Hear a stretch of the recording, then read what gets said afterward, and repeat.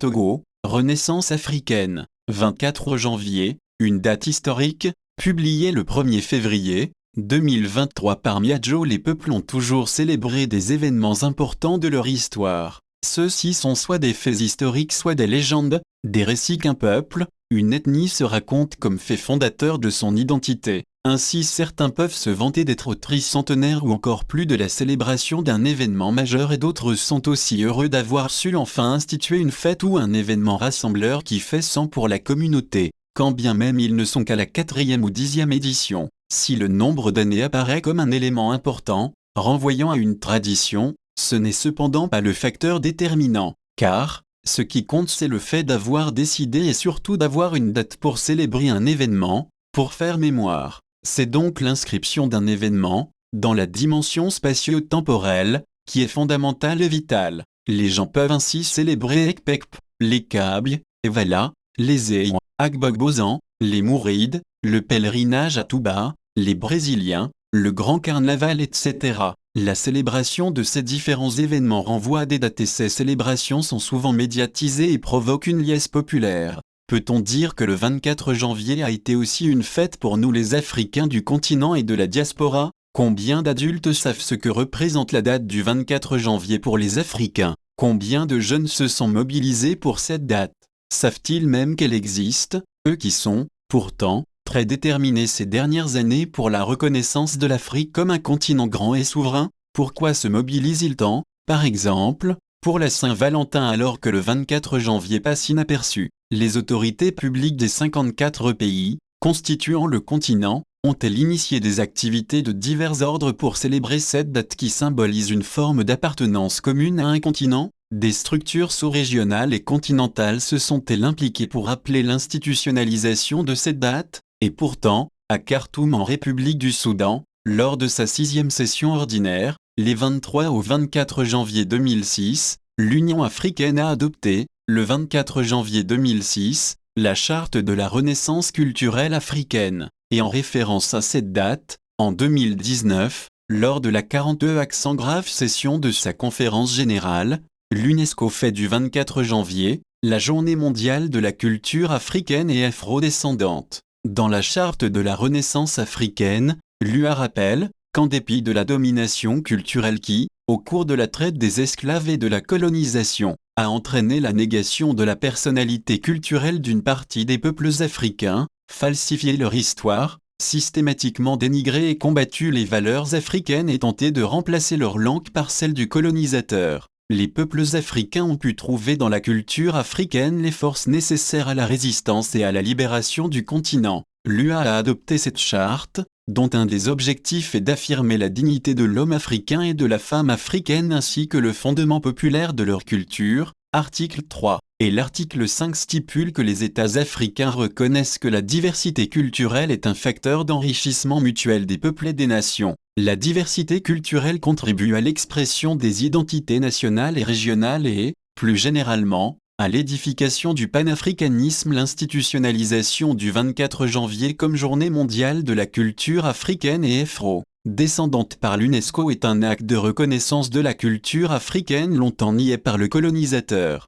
Et cette journée vient célébrer, comme l'affirme si bien l'UNESCO, les nombreuses cultures vivantes du continent africain et des diasporas africaines dans le monde entier, et les promeut comme un levier efficace au service du développement durable, du dialogue et de la paix. En tant que source riche du patrimoine mondial commun, la promotion de la culture africaine et afro-descendante est indispensable pour le développement du continent et pour l'humanité en général. Affirmer que les cultures africaines sont indispensables à l'humanité est un acte de reconnaissance pour tout ce continent à qui on a voulu faire croire qu'il était sans culture et donc à ce titre qu'il n'était pas suffisamment entré dans l'histoire humaine. Ce qui semblait être nié à l'Afrique est, non seulement rétabli, mais plus encore, on admet que les cultures africaines font partie du patrimoine de l'humanité. Cette reconnaissance révèle que la culture constitue un des enjeux essentiels pour notre continent et pour le monde. Pour notre continent, cela montre que le refus d'assimilation a constitué le premier acte d'affirmation de soi,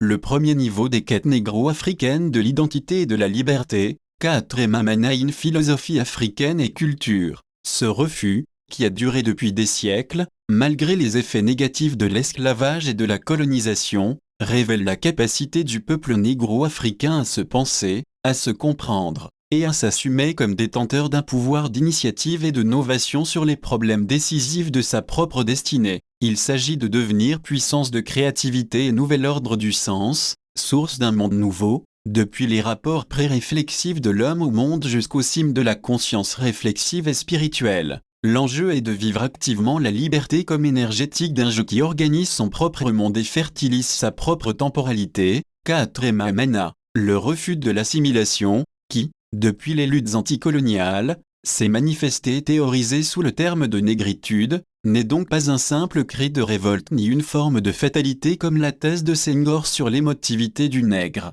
une réduction malheureuse, mais il démontre la reconnaissance du noir comme être humain et de sa culture. Par conséquent, il atteste qu'en réalité, la négritude vise à faire du trajet anthropologique, par lequel l'être humain structure son être au monde, une dynamique dont l'humain est l'enjeu. L'humain, c'est tout le champ utopique en tant qu'horizon d'accomplissement de l'homme. Il n'est pas la structure de violence où s'enferme l'être au monde de l'homme d'aujourd'hui. Il est dans le dépassement de cette violence par une réforme non seulement du style de relation consciente entre les hommes, mais du style de rapport sensible, affectif de l'homme à son environnement, une nouvelle forme de regard sur le monde et sur les choses, un nouveau mode d'être, ce mode d'être, avec les autres, avec son environnement qui transparaît dans les cultures africaines, qui ont su résister à l'assimilation occidentale. C'est ce que les cultures africaines peuvent apporter au plan mondial à l'homme tout court et que revendique la négritude comme force, trajet et projet anthropologique.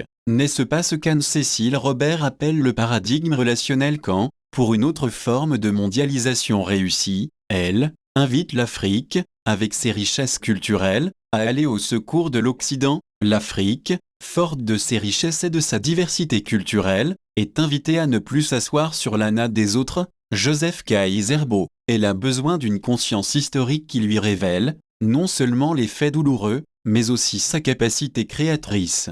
Car on fait la recherche historique pour se construire une vision de soi libérée des pathologies du passé et enrichie par l'imagination du futur, Kaatrema Mana. Et ainsi pour Kayserbo, un historien est un libérateur de mémoire et un fécondateur de l'imaginaire pour une communauté historico-sociale décidée d'être elle-même et d'inventer elle-même la destinée qu'elle veut construire. Dans cette perspective de reconstruction et de développement, l'éducation est incontournable. Elle apparaît comme un processus qui fait appel à des dispositifs qui reposent sur un ou des paradigmes. L'Afrique, qui saisit sa renaissance comme un enjeu fondamental, ne doit-elle pas, dès lors, revoir les systèmes éducatifs et ses paradigmes? L'Afrique qui, à la rencontre avec l'Occident, a pris le paradigme de vaincre sans avoir raison, car telle a été sa propre expérience douloureuse avec la civilisation occidentale, ne doit-elle pas puiser dans ses richesses culturelles des éléments pour proposer le paradigme de vaincre avec les autres en investissant dans le capital humain?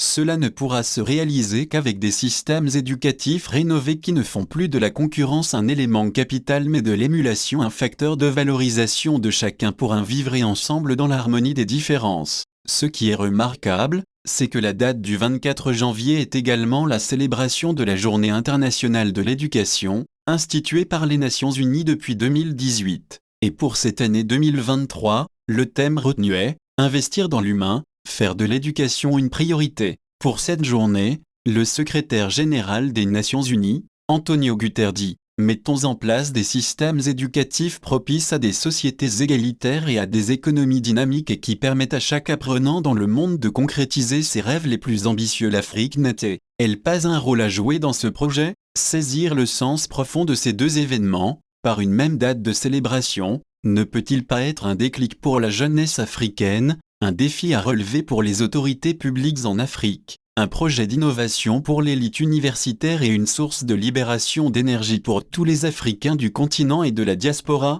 par Maryse Kachi et Roger Kouefalikou site au quotidien, @gmail.com le 27 janvier 2023.